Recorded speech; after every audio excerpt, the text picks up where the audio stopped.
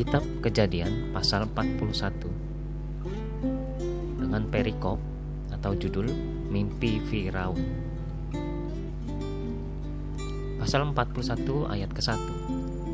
Setelah lewat 2 tahun lamanya, bermimpilah Firaun bahwa ia berdiri di tepi sungai Nil. Kedua, tampaklah dari sungai Nil itu keluar 7 ekor lembu yang indah bangunnya dan gemuk badannya, lalu memakan rumput yang di tepi sungai itu. 3.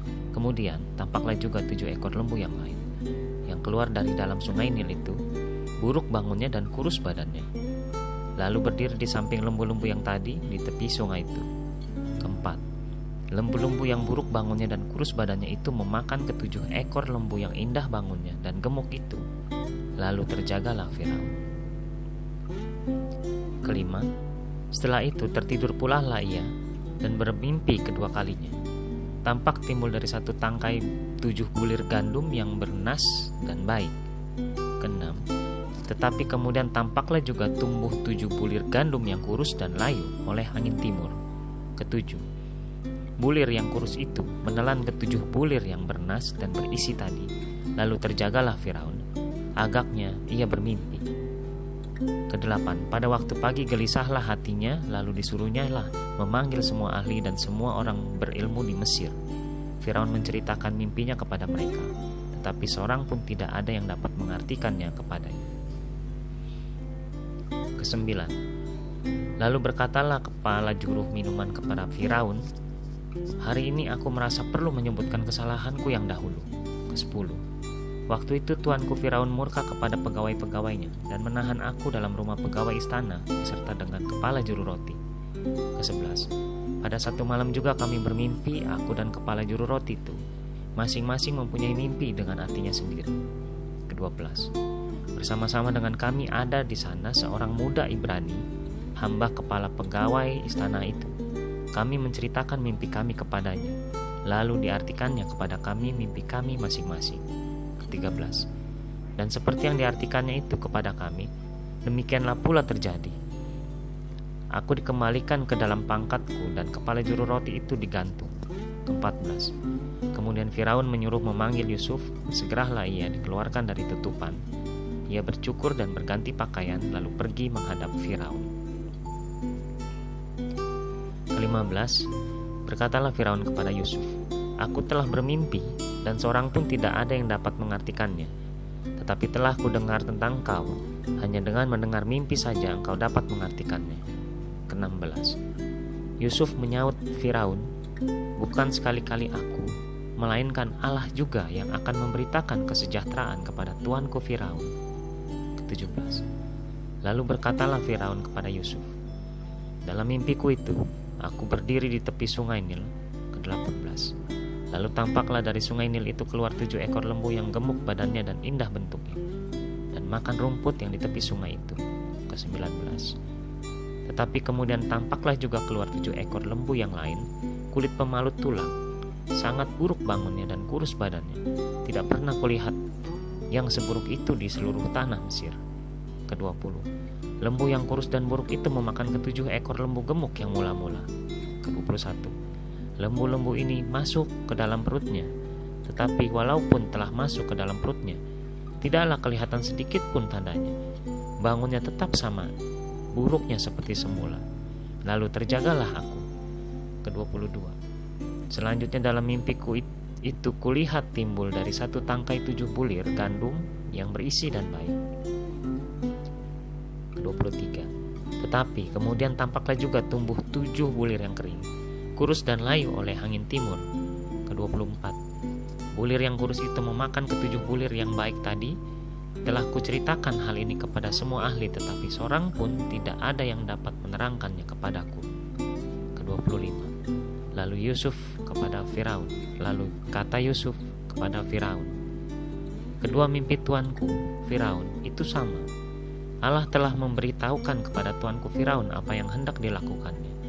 Ke-26, ke-7 ekor lembu yang baik itu ialah 7 tahun, dan ke-7 bulir gandum yang baik itu ialah 7 tahun juga. Kedua mimpi itu sama. Ke-27, ke-7 ekor lembu yang kurus dan buruk yang keluar kemudian, maksudnya 7 tahun, Demikian pula ke-7 bulir gandum yang hampa dan layu oleh angin timur itu.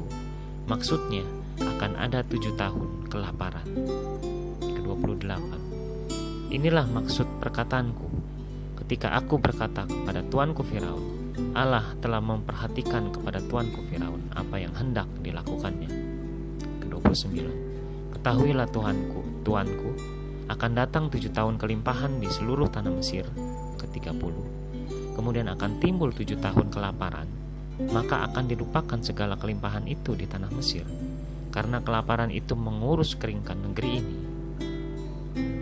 Ke-31.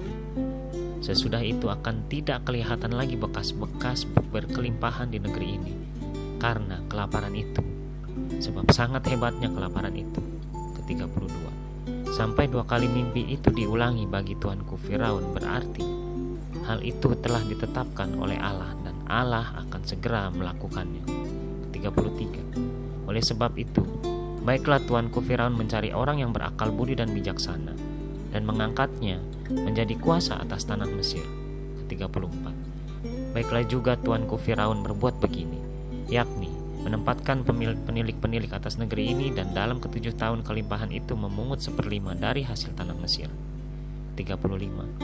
Mereka harus mengumpulkan segala bahan makanan dalam tahun-tahun baik yang akan datang ini dan di bawah kuasa tuanku Firaun, menimbun gandum di kota-kota sebagai bahan makanan serta menyimpannya. Ke-36. Demikianlah segala bahan makanan itu menjadi persediaan untuk negeri ini dalam ke-7 tahun kelaparan yang akan terjadi di tanah Mesir, supaya negeri ini jangan binasa karena kelaparan itu. Ayat ke-37 dengan perikop atau judul Yusuf di Mesir sebagai penguasa. Ayat 37. Usul itu dipandang baik oleh Firaun dan oleh semua pegawainya. 38. Lalu berkatalah Firaun kepada para pegawainya, mungkinkah kita mendapat orang seperti ini, seorang yang penuh dengan roh Allah? Tanda tanya. 39. Kata Firaun kepada Yusuf, oleh karena Allah telah memberitahukan semuanya ini kepadamu, tidaklah ada orang yang demikian berakal budi dan bijaksana seperti engkau. Ke-40. Engkaulah menjadi kuasa atas istanaku, dan kepada perintahmu seluruh rakyatku akan taat. Hanya tahta inilah kelebihanku daripadamu. Ke-41.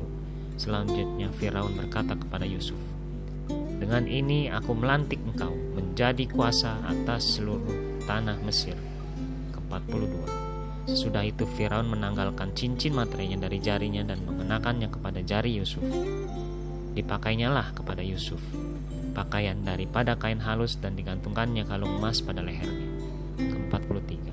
Lalu Firaun menyuruh menaikkan Yusuf dalam keretanya yang kedua, dan berserulah orang di hadapan Yusuf, hormat, tanda seru. Demikianlah Yusuf dilantik oleh Firaun menjadi kuasa atas seluruh tanah Mesir. Ke-44. Berkatalah Firaun kepada Yusuf, akulah Firaun, tetapi dengan tidak setaumu, seorang pun tidak boleh bergerak di seluruh tanah Mesir. Ke-45.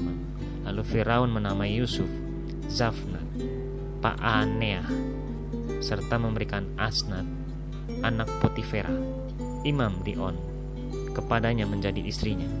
Demikianlah Yusuf muncul sebagai kuasa atas seluruh tanah Mesir. Ke-46. Yusuf berumur 30 tahun ketika ia menghadap Firaun, raja Mesir itu. Maka pergilah Yusuf dari depan Firaun, lalu dikelilinginya seluruh tanah Mesir. Ke-47. Tanah itu mengeluarkan hasil bertumpuk-tumpuk dalam ke-7 tahun kelimpahan itu. Ke-48. Maka Yusuf mengumpulkan segala bahan makanan ke-7 tahun kelimpahan yang ada di tanah Mesir, lalu disimpannya di kota-kota. Hasil daerah sekitar tiap-tiap kota disimpan di dalam kota itu. Ke-49. Demikianlah Yusuf menimbun gandum seperti pasir di laut, sangat banyak, sehingga orang berhenti menghitungnya karena memang tidak terhitung. Ke-50. Sebelum datang tahun kelaparan itu, lahirlah bagi Yusuf 2 orang anak laki-laki yang dilahirkan oleh Asnat, anak Potifera, imam di On. Ke-51. Yusuf memberi nama Manasye kepada anak sulungnya itu, sebab katanya, Allah telah membuat aku lupa sama sekali kepada kesukaranku dan kepada rumah bapakku. Ke-52. Dan kepada anaknya yang kedua diberinya nama Efraim, Sebab katanya, Allah membuat aku mendapat anak dalam negeri kesengsaraanku. Ke-53, setelah lewat 7 tahun kelimpahan yang ada di tanah Mesir itu. 50. Ke-54, mulailah datang 7 tahun kelaparan seperti yang telah dikatakan Yusuf. Dalam segala negeri ada kelaparan, tetapi di seluruh negeri Mesir ada roti. Ke-54, ketika seluruh negeri Mesir menderita kelaparan dan rakyat berteriak meminta roti kepada Firaun, berkatalah Firaun kepada semua orang Mesir, pergilah kepada Yusuf, perbuatlah apa yang akan dikatakannya kepadamu. Ke-56, kelaparan itu merajalela di seluruh bumi, maka Yusuf membuka segala lumbung dan menjual gandum kepada orang Mesir, sebab makin hebat kelaparan itu di tanah Mesir. Ke-57, juga dari seluruh bumi datanglah orang ke Mesir untuk membeli gandum dari Yusuf, sebab hebat kelaparan itu di seluruh bumi.